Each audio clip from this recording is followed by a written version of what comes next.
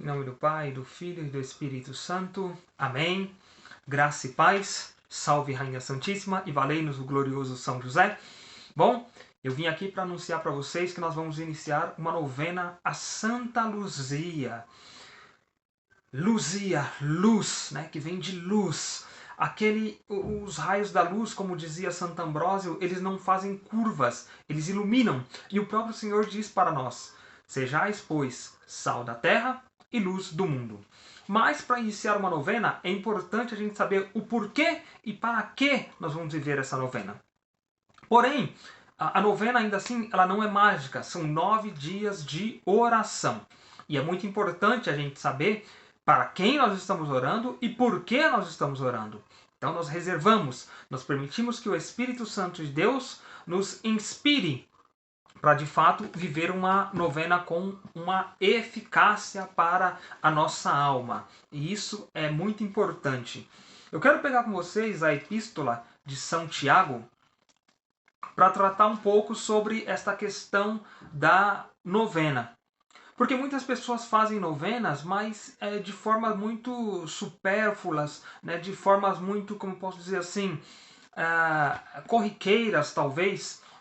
A novena ela tem a sua base, ela tem ali, ela tem que ter a sua estrutura, né, na oração, na mudança de vida, na conversão.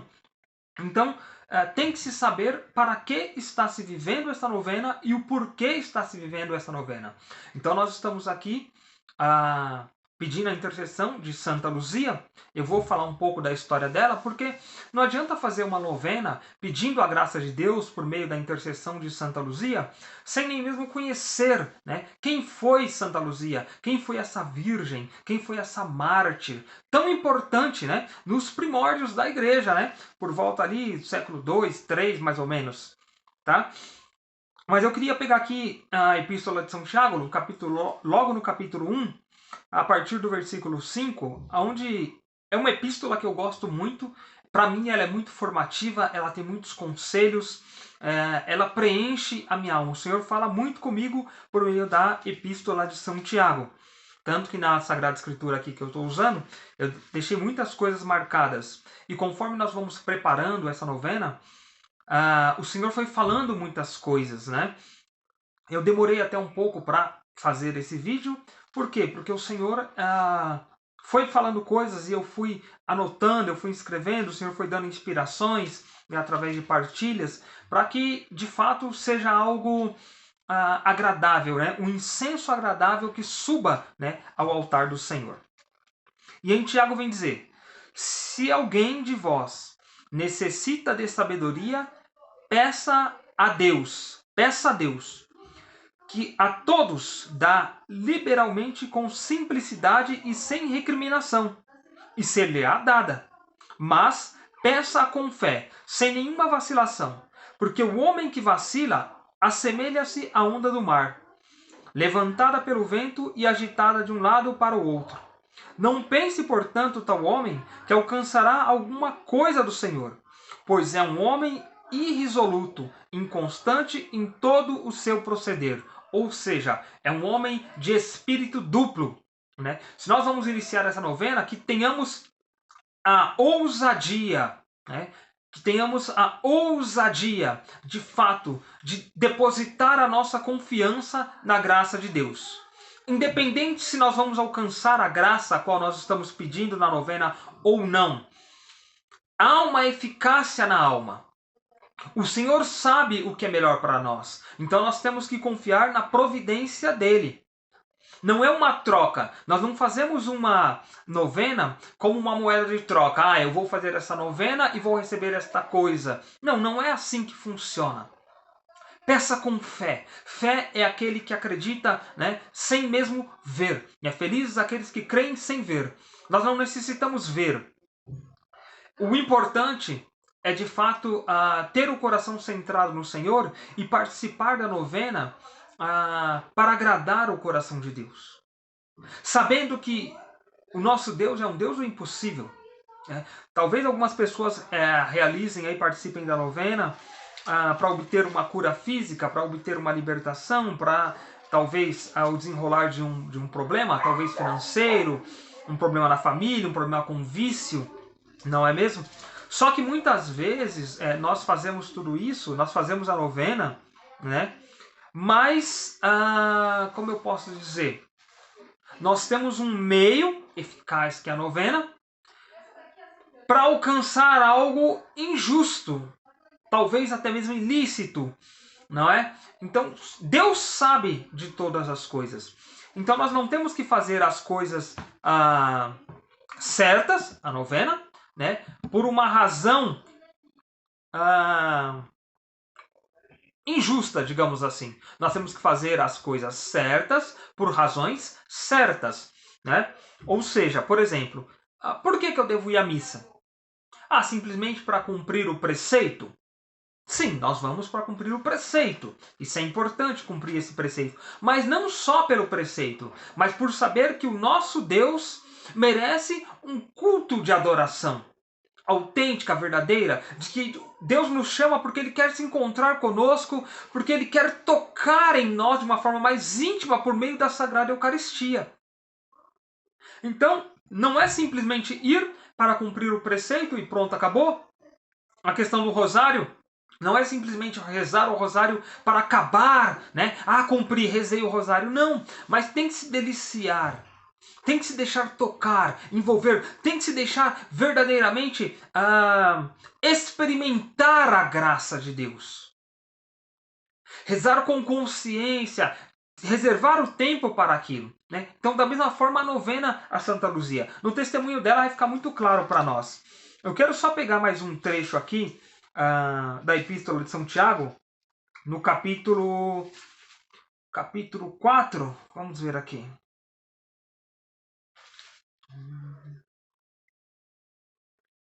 Nessa tradução não. Nessa outra tradução aqui. Aqui, Tiago 2. Eu costumo utilizar duas traduções, tá? Para a graça de Deus. Vamos lá, Tiago capítulo 2. Não, Tiago capítulo 4, versículo 2. Tá aqui. E diz assim: Cobiçais e não recebeis, sois invejosos e ciumentos, e não conseguis o que desejais. Litigais e fazeis guerras. Não obtendes, porque não pedes. Você não pede, então você não obtém. Porém, pedes e não recebeis, porque pedes mal, com a fim de satisfazer as vossas paixões. Compreende? Vou ler de novo. Não obtendes, porque não pedes. Pedes e não recebeis, porque pedes mal, com o fim de satisfazer as vossas paixões. Né? É nesse ponto, né, que eu quero ficar com vocês. Né? Muitas pessoas pedem a graça, mas acabam não recebendo, ou deixam a graça passar, porque pedem mal, pedem coisas, né, impróprias, né, que não vão te trazer ali, que não vão ser canal para a salvação. Então, por isso é que não recebem. Compreende? Por exemplo, quando nós rezamos o rosário, muitas vezes as pessoas rezam o rosário e só para terminar, para falar que eu rezei o rosário. E não é dessa forma, né? Não funciona dessa forma. O segredo do rosário, o segredo das novenas, de fato, é entoar um culto, prestar um culto de homenagem a Deus. Santa Luzia vai ser um canal que vai nos auxiliar pela sua santidade, né? Pelo seu testemunho de vida. Mas é um caminho. É um caminho. Agora, cabe a Deus nos conceder ou não a graça. Porque a primeira graça e a mais importante é que nós tenhamos um espírito de conversão. Né? De realmente alcançar o reino dos céus. Por mais que eu precise de uma graça, né? E claro, é natural, né? Nós aqui nesse Vale de Lágrimas pedimos a graça da cura dos olhos, né? Talvez de um transplante de córnea que fez, precisa de uma recuperação, talvez a de uma cirurgia que vai ser feita, talvez de uma enfermidade, de um câncer, de uma depressão, de uma doença ali psicológica, né? Emocional, dificuldades também. Na questão financeira, precisa desenrolar algo, né? Uma libertação. Né? Nós pedimos isso, claro que nós pedimos. Mas, além dessas coisas, Buscai primeiro o reino dos céus, e tudo mais vos será acrescentado. E o que é buscar primeiro o reino dos céus, né, quando nós falamos isso? Vou pegar aqui o Evangelho de São Mateus, capítulo 6, versículo 33. Vamos dar uma olhada aqui em São Mateus, capítulo 6, versículo 33. Eu acabei não pegando o Catena Áurea, né, o Catena de São Mateus, a qual os santos padres vêm trazer assim uma riqueza, né, de entendimento da Sagrada Escritura, mas eu acabei não trazendo para cá agora. Então eu vou ler só pelo que está aqui na Sagrada Escritura para que fique bem claro no nosso coração. Capítulo 6, versículo 33. Vem falar assim: buscai em primeiro lugar o reino de Deus e a sua justiça, e todas estas coisas vos serão dadas em acréscimo. Né? Então toda a cura necessária de uma depressão, de uma síndrome, de um pânico, de um câncer, de um HIV, ali a busca pelo perdão, talvez do adultério, a libertação desse adultério, né? Uma enfermidade na questão dos filhos e tal. Busca primeiro o reino dos céus. O que é buscar primeiro o reino dos céus, amado? É o espírito de conversão. É procurar primeiramente se converter. Fazer as coisas certas por razões certas. Ir à missa não somente para cumprir o preceito, mas também para prestar ali atos de amor a Jesus. Rezar o rosário não simplesmente para acabar, mas para prestar ali um culto verdadeiramente ali ao Senhor por meio da Virgem Maria. Se consagrar totalmente ao glorioso e justo São José, não simplesmente por uma proteção, né? Porque ele é o terror dos demônios, porque ele é o patrono da boa morte, porque ele é o patrono universal da igreja, mas porque José sempre nos leva a Jesus, nos entrega a Jesus. Então nós nos entregamos a ele, porque o próprio Deus se entregou a ele e entregou a Virgem também a ele. Então eu me entrego a José, porque eu sei que José vai me entregar a Jesus. Então todo culto, toda devoção tem que nos levar a Deus. O propósito é nos levar a Deus. Né? A meta é nos fazer íntimo do Senhor. Não simplesmente, vou colocar assim, né? Não se escandalizem, mas não é simplesmente ser salvo, mas ser santo. Não simplesmente ser salvo, mas ser santo. Amém? Eu quero pegar aqui para vocês, pelo Legenda Áurea, né? Aquilo que deve ser lido, o testemunho de Santa Luzia, para que você conheça, né? Eu estou usando tanto o Legenda Áurea, tá? Como também estou aqui com o livro Na Luz Perpétua, que fala sobre a vida dos santos, tá?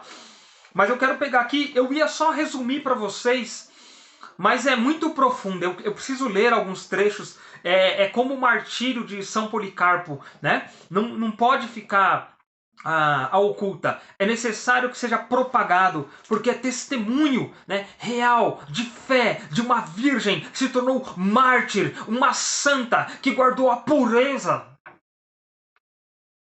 Ela guardou a pureza. Então eu quero ler aqui para você.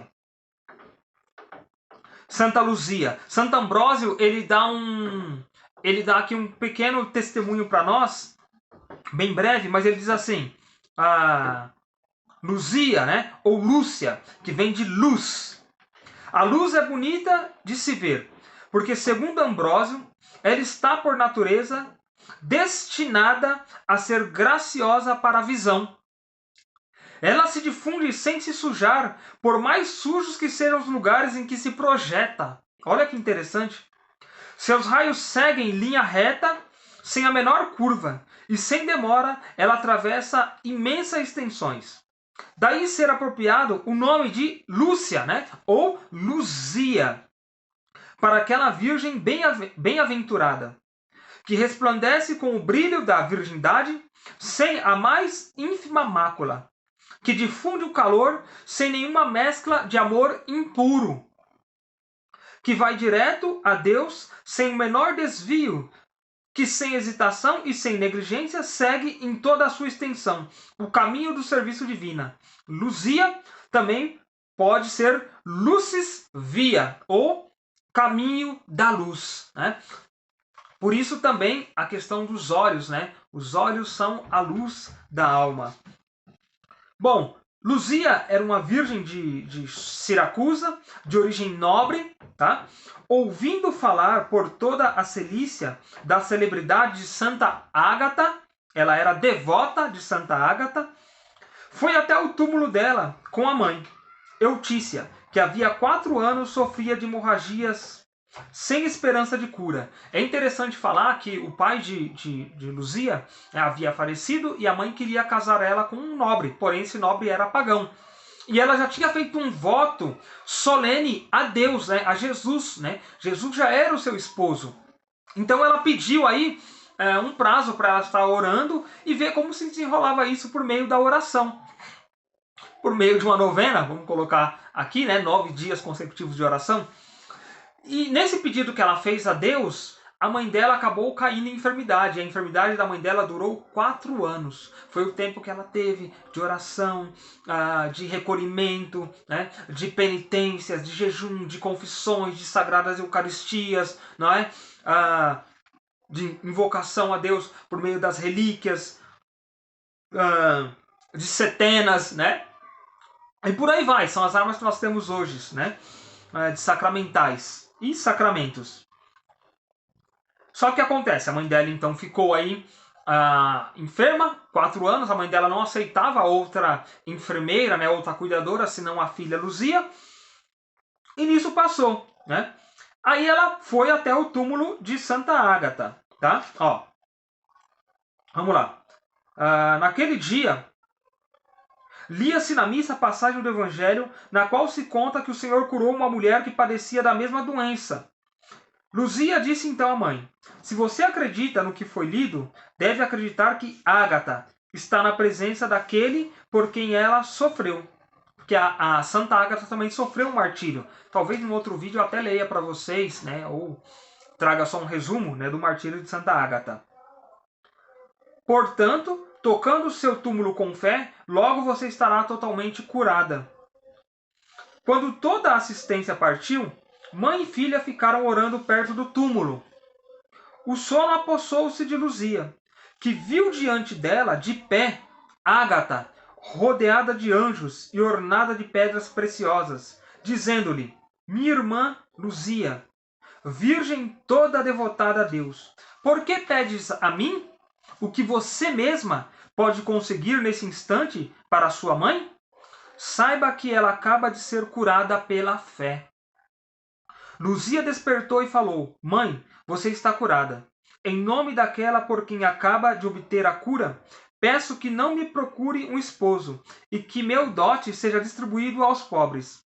Respondeu a mãe: depois que eu fechar os olhos, você pode dispor de seus bens como quiser.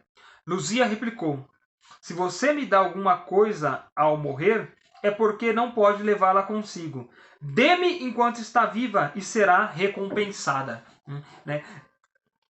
Digamos que assim, automaticamente, né, a mãe dela sendo curada ali, e é interessante que nessa visualização, né, nesse sonho talvez que ela teve com Santa Ágata, a Ágata dizia, porque Ágata digamos assim, um santo conhece outro santo, né? Um santo sente o perfume de outro santo. E Ágata falou: por que você pede a mim algo que você pode, né, conceder pela sua intercessão nas mãos do Senhor? Então é até importante a gente observar aqui nesse trecho como é importante a intercessão, né, daqueles que de fato vivem, né, o Evangelho, que procuram viver o Evangelho. Né? Eu até colocava há alguns dias atrás no status do meu WhatsApp que dizia assim, eu dizia algo assim: se eu digo que eu amo a Deus, mas eu não cumpro, eu não procuro viver os mandamentos da lei de Deus, logo eu sou um mentiroso. Né? E Luzia vai dizer aqui no testemunho, vai ser tremendo o que ela vai falar aqui, meu Deus do céu. Vai ser belíssimo, porque ela vai falar assim, que aqueles que vivem de acordo com Deus, né, o seu corpo é templo do Espírito Santo. Eu vou chegar lá, deixa eu ler um pouquinho mais, tá? Porque aí houve aqui então a quebra do coração da mãe de Luzia. A mãe, ela então permite o dote à filha, e aquele rapaz a qual ela seria dada em matrimônio, ele acaba denunciando ela, né? Ele acaba denunciando ela, tá? Pro procônsul. Olha aqui, ó.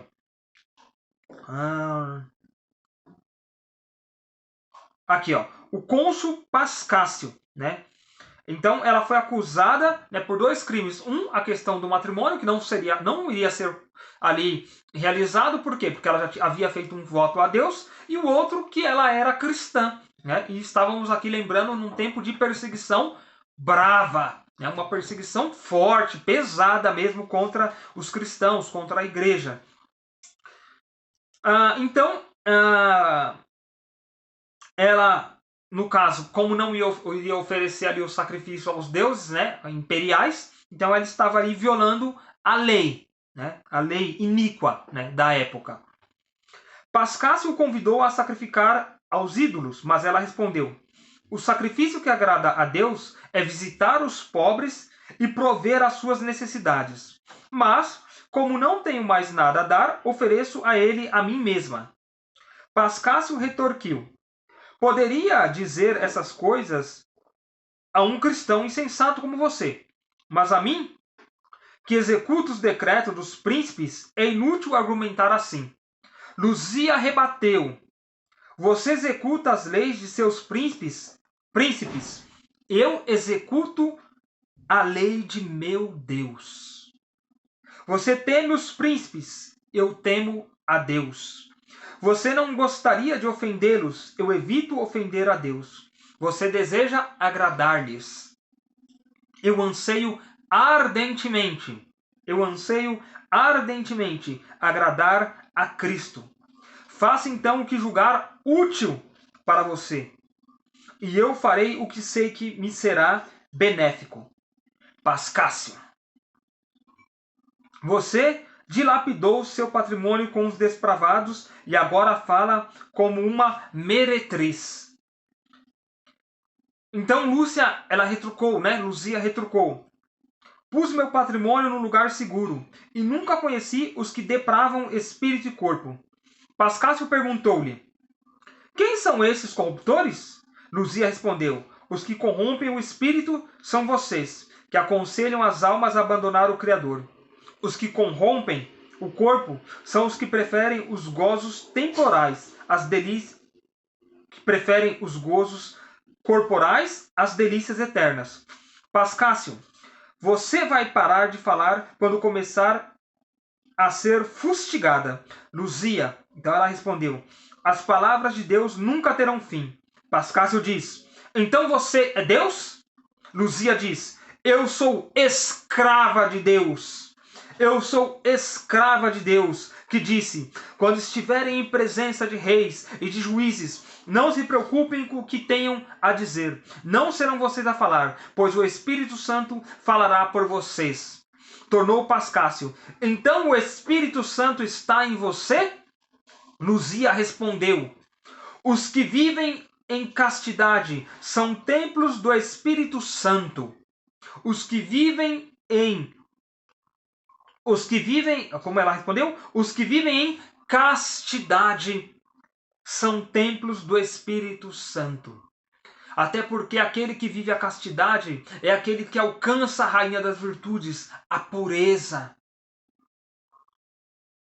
Pascácio disse: então vou mandar que levem você a um lupanar, para que seja violada e perca o Espírito Santo. E é interessante porque aqui, quando ele fala isso, né, nós temos aqui a questão, quando ele quer forçar ela a realizar culto aos deuses pagãos, tá?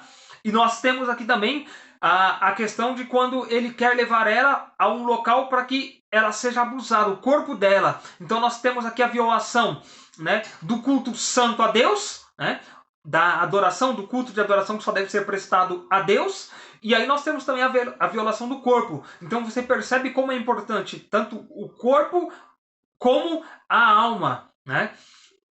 Se há uma peca, se eu presto um culto, né, a outros deuses, né, eu estou adulterando. Né? E logo o meu corpo fica também vulnerável a este adultério, né? A essa prostituição, a essa pornografia. Né? Então aqui nós vemos aí a profundidade, né, dessas duas questões. O culto elevado a Deus e somente a Deus, né? O culto de latria, né? E a questão da preservação do corpo, da pureza. É importante a castidade, a virgindade, guardar a pureza por meio da modéstia, por meio da prudência, por meio da temperança. Então é muito importante isso. Tá? Então, aí ele diz, né? Então vou mandar que levem você a um lupanar para que seja violada e perca o Espírito Santo. Aí Luzia diz: o corpo só é corrompido se o coração consentir. Olha só o que eu acabei de dizer para vocês, né? A alma é que peca, né? E o corpo manifesta esse pecado. E ela diz: o corpo é corrompido se o coração consentir. Porque se você me fizer violentar, será contra a minha vontade, e ganharei a coroa da castidade. Jamais terá meu consentimento. Eis meu corpo, ele está disposto a toda sorte de suplício. Por que hesitar?